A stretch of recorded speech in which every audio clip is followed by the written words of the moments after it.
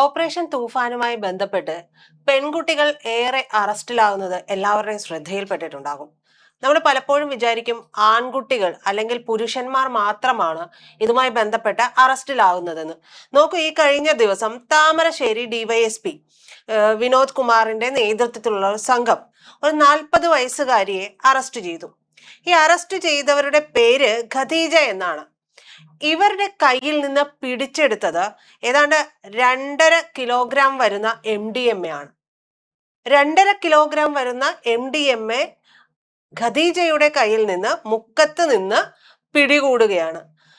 ഇതുമായി ബന്ധപ്പെട്ട് എങ്ങനെയാണ് ഖദീജയിലേക്ക് ഈ സംഘം എത്തിയതെന്ന് നിങ്ങൾക്കറിയാമോ? മുക്കത്ത് തന്നെയുള്ള ഹനീഫ, പിന്നെ ബേപ്പൂർ സ്വദേശിനിയായിട്ടുള്ള റൈഹാനത്ത് എന്നിവരുമായി ബന്ധപ്പെട്ട ഒരു അറസ്റ്റ് നടന്നിരുന്നു ഇതിനു മുൻപ്. ഈ അറസ്റ്റ് നടന്ന സമയത്ത് ഇവരുമായി ബന്ധപ്പെട്ടിട്ടുള്ള കൂടുതൽ വിവരങ്ങൾ ശേഖരിച്ച സമയത്ത് ഹനീഫയ്ക്ക് മറ്റ് സ്ഥലങ്ങളിൽ നിന്ന്, അതായത് ഡൽഹിയിൽ നിന്നും ബംഗളൂരുവിൽ നിന്നുമാണ് എന്നാണ് നമുക്ക് ഇപ്പോൾ കിട്ടുന്ന വിവരം.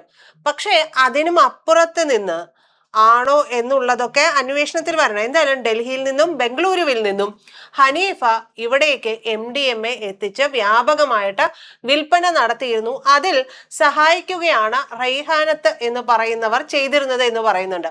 അപ്പൊ ഇവരുമായി ബന്ധപ്പെട്ടുകൊണ്ട് ഇതിന്റെയൊക്കെ പണമിടപാടുകൾ ഉണ്ടാകുമല്ലോ. ഈ പണമിടപാടുകൾ പരിശോധിച്ചു വരുന്ന സമയത്താണ് ഇവരുടെ സാമ്പത്തിക ഇടപാടുകൾ നടത്തിയിരിക്കുന്നത് ഈ 40-കാരിയായിട്ടുള്ള ഖദീജയുടെ ഖദീജ വഴിയാണ് ഇത് നടത്തിയിരിക്കുന്നത് എന്ന് തെളിയുന്നത്. ഖദീജ ഫാഷൻ ഡിസൈനർ ആണ് എന്നാണ് ഒരു വെപ്പ്. ഈ ഫാഷൻ ഡിസൈനിങ്ങിന്റെ മറവിൽ ഇവർ എന്താണ് നടത്തിയിരുന്നത് എന്നാണ് നമുക്ക് മുമ്പിൽ ഇപ്പൊ തെളിഞ്ഞിട്ടിരിക്കുന്നത്. അപ്പോൾ ഖദീജയുടെ ബാങ്ക് അക്കൗണ്ട് വഴിയാണ് ഹനീഫയുടെ ഇടപാടുകൾ, സാമ്പത്തിക ഇടപാടുകൾ നടന്നുകൊണ്ടിരുന്നത്. അപ്പോൾ ഒന്ന് ആലോചിച്ച് നോക്കൂ, വെൽ പ്ലാൻഡ് ആണ്. ഇവരൊരു സംഘമായി പ്രവർത്തിക്കുന്നവരാണ് എന്നുള്ളത് നമുക്ക് ഇതിൽ നിന്ന് വളരെ കൃത്യമായിട്ട് മനസ്സിലാവുകയും ചെയ്യും. അങ്ങനെ നോക്കുകയാണ് എന്നുണ്ടെങ്കിൽ കോഴിക്കോട്, ബാക്കിയുള്ള സ്ഥലങ്ങളൊക്കെ ഉണ്ട്. കൊച്ചിയിൽ നിന്നൊക്കെ ഒരുപാട് പേര് അറസ്റ്റിലായിട്ടുണ്ട്. അങ്ങനെ നമ്മുടെ കേരളത്തിന്റെ അങ്ങ് നിന്ന് ഇങ്ങോളം ഓരോ ഭാഗത്ത് നിന്നും ഓരോ പോയിന്റിൽ നിന്നും എല്ലാവരെയും അറസ്റ്റ് ചെയ്യുകയാണ്. ഈ അറസ്റ്റിലാകുന്നവരൊക്കെയും പലരും യുവാക്കളാണ്. യുവാക്കളുടെ കൂടെ യുവതികളുണ്ട്. യുവതികളെ അറസ്റ്റ് ചെയ്യുന്ന സമയത്ത് ഇവർക്ക് യാതൊരു തരത്തിലുമുള്ള ഭാവവ്യത്യാസങ്ങളൊന്നുമില്ല. ഇവരെന്തോ വലിയ IT ജോലിയൊക്കെ ചെയ്ത് സമ്പാദിക്കുന്നത് പോലെയാണ് ഇതിൽ അറസ്റ്റ്. ഞങ്ങൾ ഇതിപ്പോ ഒരു ജോലി ചെയ്തു, സാർ എന്തിനാ അതിനിപ്പോ ഞങ്ങളെ അറസ്റ്റ് ചെയ്യുന്നത്? ഇതാണ് ഇവരുടെ മട്ടും മാതിരിയും കണ്ടാൽ നമുക്ക് തോന്നുക. അങ്ങനെയാണ് കോഴിക്കോട് ലഹരിവേട്ട നടക്കുന്നത്.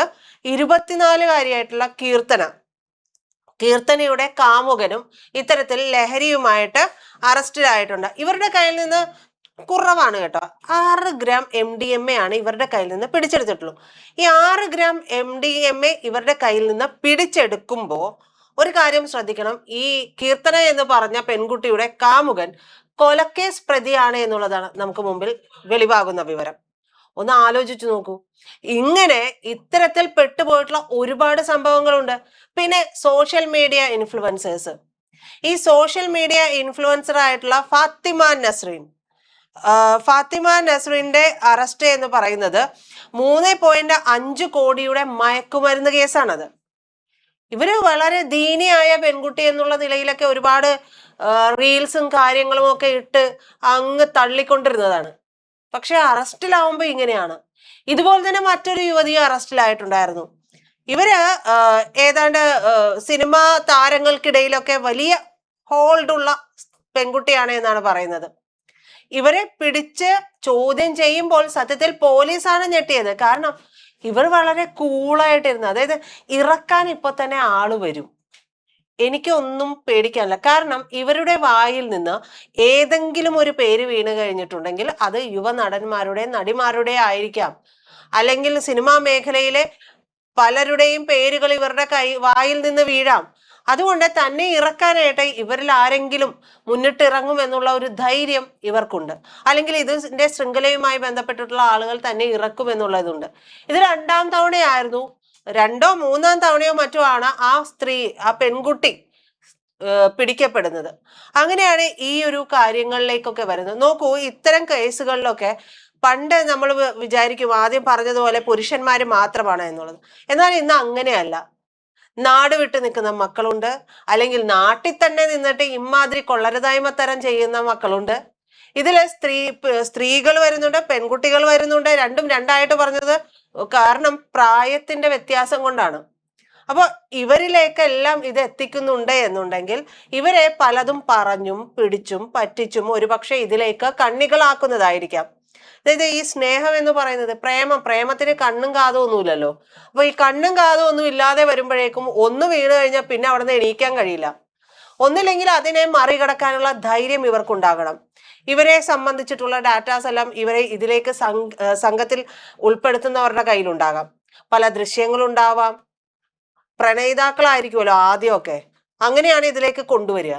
അപ്പോൾ ഇതിൻ്റെതായിട്ടുള്ള എല്ലാ കാര്യങ്ങളും, അതായത് ഈ പെൺകുട്ടികൾ ഇവരെ വിട്ടു പോകാതെ ഇതിനു വേണ്ടി നിൽക്കുന്ന തരത്തിൽ നിർത്തേണ്ടുന്ന പല കാര്യങ്ങളും ഇവരുടെ കയ്യിലുണ്ടാകാം. മറ്റൊന്നുകൂടി പറഞ്ഞു പോകാതെ വയ്യ, ചോരത്തിളപ്പ് കണ്ട് അല്ലെങ്കിൽ തിന്നിട്ട് എല്ലിൻ്റെ ഇടയിൽ കുത്തിയിട്ട് ഇതിനു വേണ്ടി ഇറങ്ങുന്നവരുണ്ട്. കാരണം ഇതിന്റെ ഈ ഒരു ഇപ്പോഴത്തെ ഒരു ഹൈഫൈ ലൈഫ് ഉണ്ടല്ലോ, ഇതിന് പണം വേണം. ഈ പണം ഉണ്ടാക്കാൻ വേണ്ടിയിട്ട് ഇതിനിപ്പോ ഇറങ്ങിയാൽ എന്താ പ്രശ്നം? പിടിക്കപ്പെട്ട ഒന്ന് പിടിക്കപ്പെടും. അത് കഴിഞ്ഞ് പുറത്തിറങ്ങി കഴിഞ്ഞാൽ ലാവിഷായിട്ട് പണം വീണ്ടും ഈ കച്ചവടം നടത്തിയാൽ പോരെ. ഇത്തരത്തിലുള്ള കാര്യങ്ങളിലേക്ക് നമ്മൾ ചിന്തിച്ചു പോകുന്നത് എന്താണെന്ന് അറിയാമോ? പലരും വീണ്ടും വീണ്ടും പിടിക്കപ്പെടുകയാണ്. ഈ വീണ്ടും വീണ്ടും പിടിക്കപ്പെടുന്നവരൊക്കെ ഒന്ന് ആലോചിച്ചോണം. ഈ ഫാത്തിമ നസ്രീൻ എന്നൊക്കെ പറയുന്നത് സോഷ്യൽ മീഡിയ ഇൻഫ്ലുവൻസർ എന്നാണ് മാധ്യമങ്ങൾ പോലും കൊടുക്കുന്നത്. ഇപ്പോഴും ഇൻഫ്ലുവൻസർ എന്ന് പറഞ്ഞിട്ട് മാധ്യമങ്ങൾ കൊടുക്കുകയാണ്. നിങ്ങളോട് ഒരു പക്ഷെ അങ്ങനെ പറഞ്ഞാലായിരിക്കും ഇവരുടെ പേര് നമ്മളൊന്ന് ചികഞ്ഞു നോക്കിയാൽ കിട്ടുകയുള്ളൂ. സത്യത്തിൽ ഇവരൊക്കെ ചെയ്യുന്ന പല കച്ചവടങ്ങൾക്കും മറ പിടിക്കാൻ വേണ്ടിയിട്ട് ഇവരുണ്ടാക്കുന്ന ഒരു മുഖം മൂടിയാണ് സോഷ്യൽ മീഡിയ ഇൻഫ്ലുവൻസേഴ്സ്. ഒരു 4 പടം, ഒന്ന് വട്ടം കറങ്ങുന്നതോ, ഒന്ന് ഇരിക്കുന്നതോ, ഒന്ന് തല അങ്ങോട്ട് നോക്കുന്നതും തല ഇങ്ങോട്ട് നോക്കുന്നതായിട്ട് ഇരിക്കുക. എന്നിട്ട് ആരുടെയെങ്കിലേക്ക് മോഷ്ടിച്ചെടുത്ത കുറച്ച് വാചകങ്ങൾ ചേർക്കുക, ഇല്ലെങ്കിൽ വലിയ സംഭവമാണെന്ന് പറയുന്ന രീതിയിൽ 2-3 കോട്സ് ഒക്കെ പറയുക. തീർന്നു. 2 ദിവസം നിങ്ങളൊന്ന് അങ്ങനെ ഇട്ടോക്കിയേ, പിന്നെ ലോകം നിങ്ങളെ വിലയിരുത്തും. Social media influencer. പക്ഷെ ഇതിന്റെ മറവിൽ ഇത്തരത്തിലുള്ള മയക്കുമരുന്ന് മാഫിയ സംഘങ്ങൾ ഉണ്ടാകാം.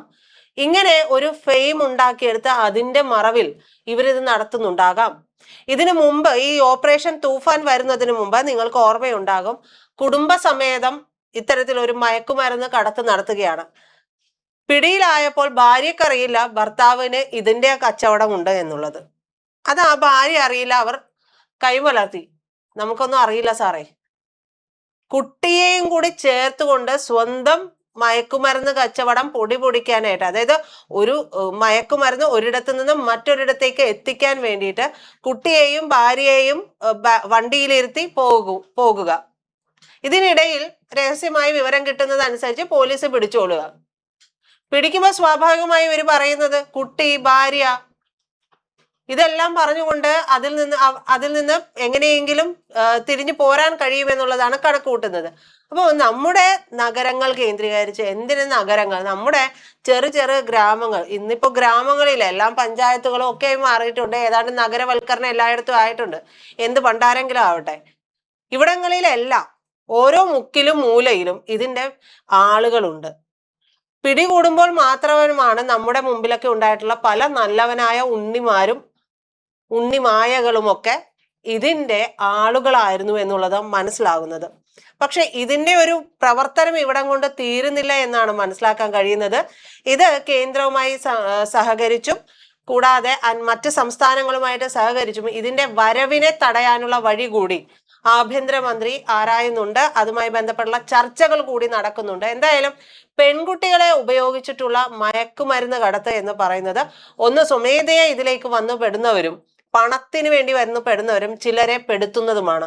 എന്തായാലും അതീവ ജാഗ്രതയോടുകൂടി ഇരുന്നില്ല എന്നുണ്ടെങ്കിൽ പെൺകുട്ടികളുടെ ഭാവി നാശമാകുമെന്നല്ലാതെ മറ്റൊന്നും പറയാൻ കഴിയില്ല.